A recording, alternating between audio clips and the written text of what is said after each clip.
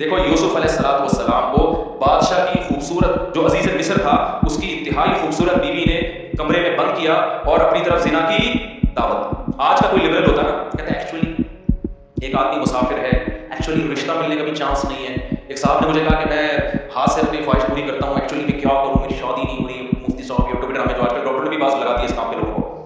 میں نے کہا میرے بھائی قرآن مجید میں اللہ کا حکم ہے الا علی ازواجہم, مرد اپنی خواہش بیوی کے علاوہ کسی اور راستے سے پوری نہیں کر سکتا. اچھا مسئلہ حیا کے خلاف ہے لیکن بتانا ضروری ہے.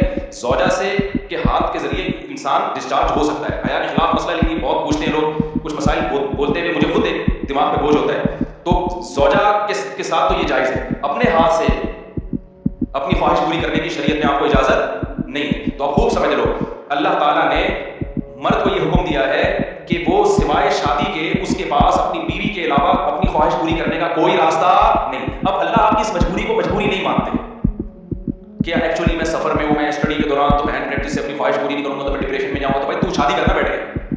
اگر آپ یہ کہتے ہو کہ مجھے رشتہ نہیں مل رہا تو اپنا معیار گراؤ. آپ بول رہے ہو میرے اسٹینڈرڈ کا نہیں مل رہا تو اسٹینڈرڈ کیا کرو, بولو نا کم کرو. اللہ میاں کا یہ حکم ہے, اپنے اسٹینڈرڈ کیا کرو آپ کم کرو. یہ بھی قرآن میں ہے وَمَن لَّمْ يَسْتَطِعْ مِنكُمْ طَوْلًا أَن يَنكِحَ الْمُحْصَنَاتِ الْمُؤْمِنَاتِ فَمِمَّا مَلَكَتْ أَيْمَانُكُمْ. اللہ کہتے ہیں کوئی آزاد عورت شادی کے لیے خاندانی عورت نہیں مل رہی, کسی کی باندی سے شادی کر لو. اور اپنے باندی کا لیبل بہت کم ہوتا تھا اور اللہ نے فرمایا ذَلِكَ لِمَنْ خَشِيَ الْعَنَتَ مِنكُمْ, جس کو زنا یا برائی کا خطرہ ہے نا وہ یہ کام کرے. تو کیا مطلب اللہ کیا حکم دے رہے ہیں, اپنا اسٹینڈرڈ کیا کرو, بولو نا گرا دو. اور یہ اللہ نے مرد میں خواہش نفس مسلط اس لیے کی ہے کہ نہ چاہتے ہوئے بھی شادی کریں گے, اس لیے نہیں کیا کہ ہاتھ سے فارغ ہو کر اپنے آپ کو ٹھنڈا کر لے اور شادی 10 سال کے لیے مؤخر کر لے. یہ تو مسلط کی گئی ہے کیونکہ شادی کو اسلام نے آپ پہ نہیں چھوڑا, فطرت نے آپ پہ نہیں چھوڑا. ہم اور آپ پہ چھوڑا ہوتا تو ہم 50 سال کے ہو کے بھی نہیں کر رہے ہوتے. جو کام انسانیت کی بقا کے لیے ضروری تھا نا اللہ نے وہ ہمارے مشورے میں نہیں. اللہ چاہتے کہ نسل بڑھے تو اس لیے یہ چیز اللہ نے مسلط کر دی ہے کہ لوگوں سے اللہ مشورہ نہیں لیں گے کہ ایکچولی آپ کو کرنی چاہیے کہ نہیں کرنی چاہیے.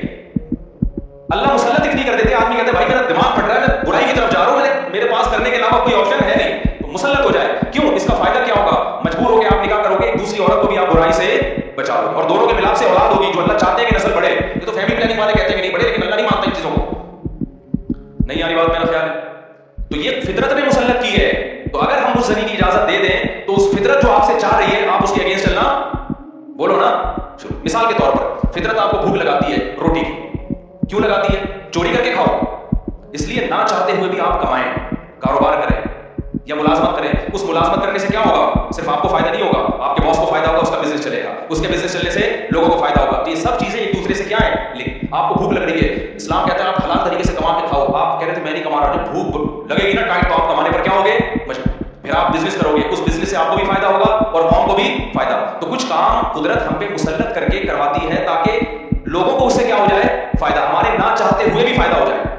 لیکن آپ نے کیا کیا, ایکچولی میرے پاس چونکہ ارننگ کا کمائی کا ٹائم نہیں ہے, میں ایکچولی بہت بزی ہوں, میں بہت بڑا سائنسدان بننا چاہتا ہوں, آج کل ٹوئٹر ڈرامے جو چل رہے ہوتے ہیں, تو میں اگر کماؤں گا تو پھر ایکچولی تو میں بھیک مانگنا شروع کر دیتا ہوں یا میں چوری کر کے کھانا, میں کیا کروں بھائی, میں اسٹڈی کر میرا پیپر ہے یار, میں کماؤں کیا, تو میں چوری کروں گا.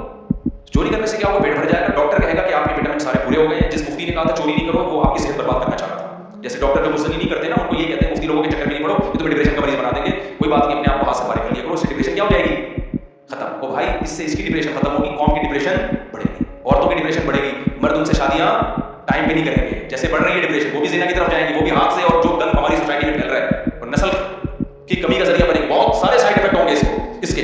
تو فطرت آپ پہ بھوک مسلط کرتی ہے, نہ چاہتے ہوئے بھی آپ روٹی کماؤ, امتحان کو مؤخر کر دو, کیونکہ روٹی کمانے کی فکر ضروری ہے, اس سے دوسروں کو بھی روٹی ملے گی, اس کو بھی بزنس ملے گا. تو فطرت جو بیسک ضرورتیں ہیں نا وہ ہم سے نہیں پوچھتی, وہ ہم پہ مسلط کر دیتی ہے. تو صحیح آدمی ہوگا, صحیح ڈاکٹر ہوگا, وہ کیا کہے گا یار بھوک لگ رہی ہے نا, پڑھائی کو ایک طرف رکھ, تو ایسا کر کچھ کما یار, کچھ سائڈ بزنس کر لے.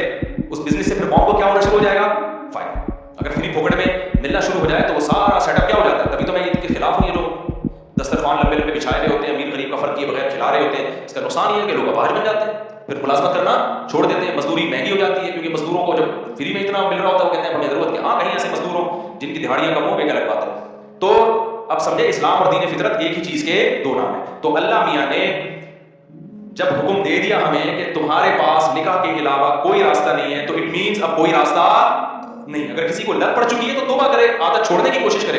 تو یہاں بھی ہم دیکھو یوسف علیہ السلام چاروں طرف سے دروازے بند, ایک خوبصورت عورت زنا کی دعوت دے رہی ہے.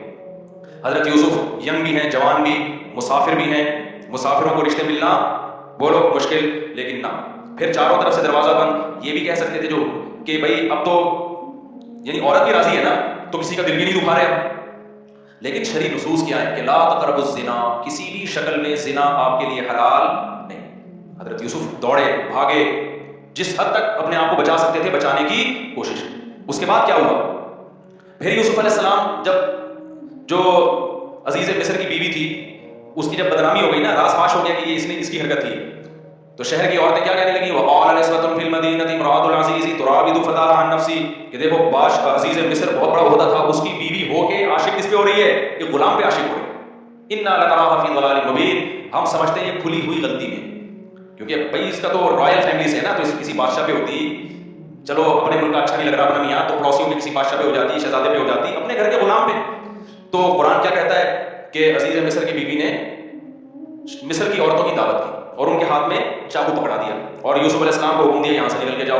حدیث میں آتا ہے اللہ نے اکیلا آدھا حسن یوسف علیہ السلام کو دیا. اس پوری کائنات میں جتنا حسن بانٹا ہے نا اللہ میاں نے, تم لوگ کو حسن ہے ہی نہیں تو سمجھ میں کہاں سے آئے گی باتیں. کیا ہے حسن ویسے ہی کراچی میں کیا چل رہا ہے, جو یہاں کے ماحول ہے حسن کیا دے لے. تو حدیث میں آتا ہے, بخاری کی حدیث ہے, اکیلا آدھا حسن اللہ نے کس کو دیا؟ اس کائنات میں جتنا حسن بانٹا ہے نا, ہمارے حصے میں کروڑواں آیا ہوگا, ایک کھرب کا ایک چھوٹا سا میرے حصے میں آ گیا ہوگا, ایک آدھا آپ کے حصے میں آ گیا ہوگا. تو سوچو کہ جو آدھا اکیلا ایک کو دیا ہوگا تو کیا ہوگا, یہ بھی معجزہ تھا نا ان کا. اللہ جو پیغمبروں کو معجزے دیتے ہیں تو کچھ بھی معجزہ ہو سکتا ہے. تو یوسف علیہ السلام کا معجزہ کیا تھا؟ ان کا حسن و جمال.